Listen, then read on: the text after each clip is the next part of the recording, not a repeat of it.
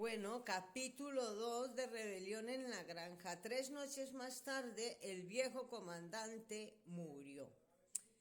Sin sufrir mientras dormía, enterraron su cadáver en un rincón del huerto. Corrían los primeros días de marzo. Durante los 3 meses siguientes hubo mucha actividad secreta. La actividad de los animales más inteligentes de la granja ante la vida había cambiado por completo al oír el discurso del comandante.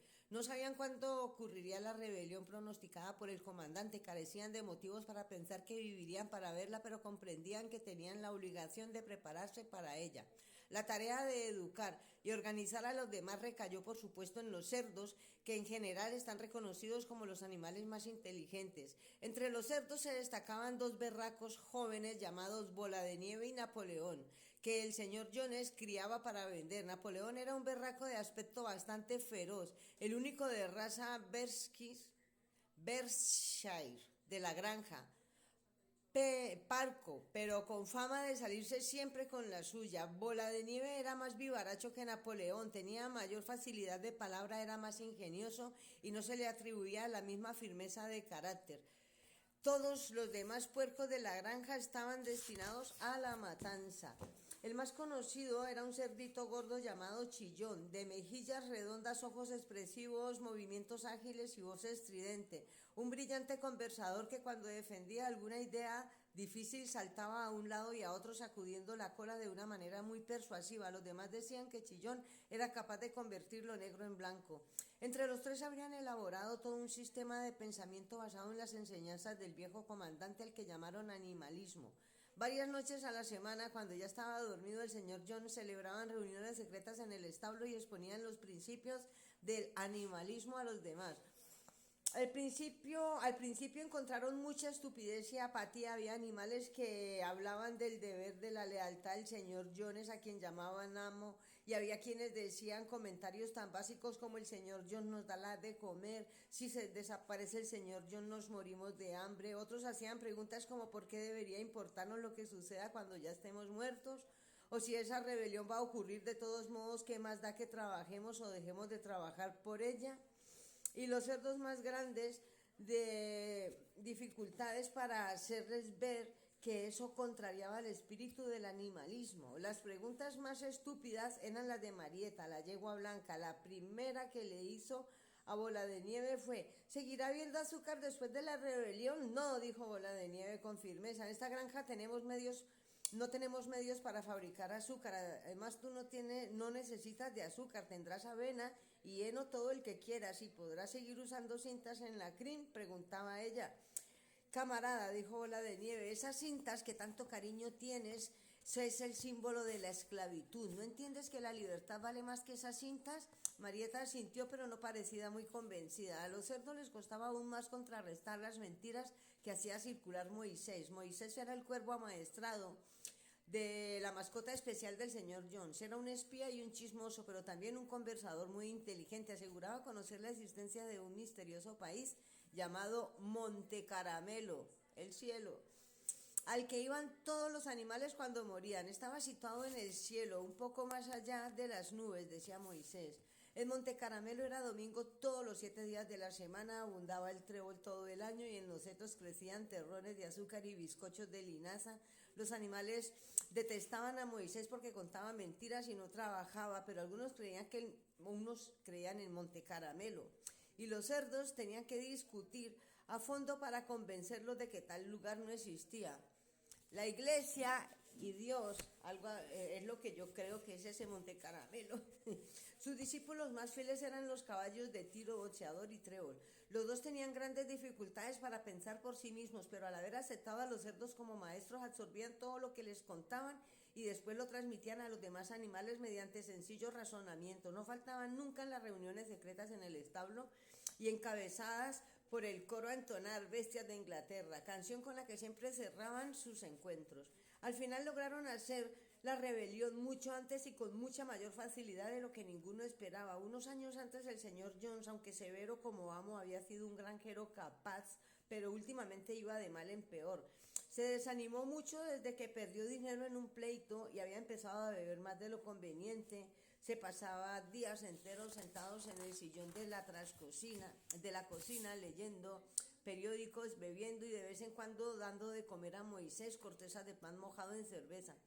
Sus hombres eran perezosos y poco honrados, los campos estaban llenos de maleza, los techos de los edificios estropeados, los setos descuidados y los animales desnutridos.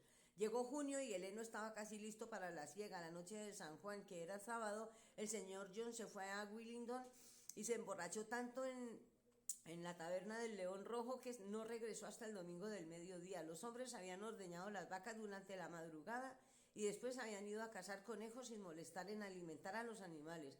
Al regresar, el señor John se echó a dormir de inmediato en el sofá de la sala y se tapó la cara con el periódico, de modo que por la noche los animales seguían sin comer. Llegó un momento en que no lo soportaron más y una de las vacas abrió con un cuerno la puerta del depósito y todos entraron a comer de los graneros. Fue entonces cuando se despertó el señor Jones. En un instante apareció con sus 4 hombres descargando latigazos en todas direcciones. Eso era más de lo que los hambrientos animales podrían soportar. De común acuerdo, aunque ya no habían planeado nada parecido, se lanzaron hacia sus torturadores. Jones y sus hombres fueron rodeados, empujados, pateados y la situación estaba fuera de control.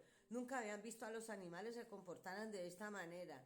Eso están esperando que llegue vos y ponga a la gente hasta que ya no pueda más para rebelarse. O si hubiera seguido el PP, igual estaríamos así, peleando y levantándonos contra el poder. Entonces nunca habían visto que los animales se comportaran de esta manera y el repentino levantamiento de criaturas a las que estaban acostumbrados a golpear y maltratar. O sea, como la clase, nosotros, acostumbrados a recibir de todo de Pepe y vos si hubieran estado en el gobierno, que algún día había tocado salir de verdad a matar y comer del muerto o algo así. Entonces se comportaran de esa manera y el repentino levantamiento de las criaturas a las que estaban acostumbrados a golpear y maltratar con impunidad les hizo temblar de miedo. Después de unos instantes dejaron de defenderse y salieron corriendo. Un minuto más tarde los 5 huían en desbandada por una senda de carros que llevaba el camino principal, perseguidos de cerca por todos los jubilosos animales. La señora Jones, al ver por la ventana lo que estaba pasando, se echó en un morral todo lo que pudo y se escabulló de la granja por otro camino. Moisés saltó de su percha, el cuervo de ese sapo, y la siguió aleteando, lanzando ruidosos graznidos. Mientras tanto, los animales habían perseguido a Jones, a sus peones, hasta la carretera y cerrado después con estrépito la pesada puerta. Así, casi antes de entender lo que pasaba, se había producido con éxito la rebelión. Jones estaba expulsado y ellos eran ahora los dueños de la granja solariega. Durante los primeros minutos los animales apenas podían dar crédito a su inmensa suerte. Su primera acción fue galopar todos juntos por los lindes de la granja como si quisieran asegurarse de que no quedaba ningún ser humano oculto en ella. Después regresaron corriendo a los edificios para borrar los últimos vestigios del odioso reinado de John. Se echaron abajo la puerta del guardarnés, el final de los establos, y arrojaron en el pozo los bocados, las argollas, las cadenas de los perros, los crueles cuchillos que el señor Jones usaba para castrar a los cerdos y a los corderos. En la fogata que ardía en el patio quemaron basura, tiraron la rienda, los cabezos, anteojeras, los degradantes morrales. Con los látigos hicieron lo mismo. Todos los animales empezaron a saltar de alegría al ver cómo ardían los látigos. Bola de Nieve también lanzó al fuego las cintas con las que solía decorar las crines y las colas de los caballos los días de feria. Las cintas, dijo, deben ser consideradas como ropa, que es lo que distingue a los seres humanos. Todos los animales deben andar desnudos. Al oír esto, Boxeador se quitó el pequeño sombrero de paja que llevaba en verano para protegerse las orejas de las moscas y lo arrojó al fuego con todo lo demás. En muy poco tiempo los animales habían destruido todo lo que les recordaba el señor Jones, y entonces Napoleón los llevó otra vez al depósito y sirvió a todo el mundo una doble ración de maíz, galletas a cada perro. Después cantaron Bestias de Inglaterra de principio a fin 7 veces seguidas y a continuación se acomodaron para pasar la noche y durmieron como no habían dormido nunca jamás.